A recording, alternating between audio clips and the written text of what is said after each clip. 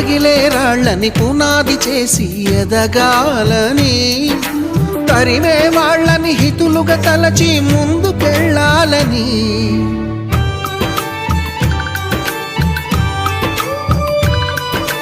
కన్నుల నీటిని కలల సాగుకై వాడుకోవాలని,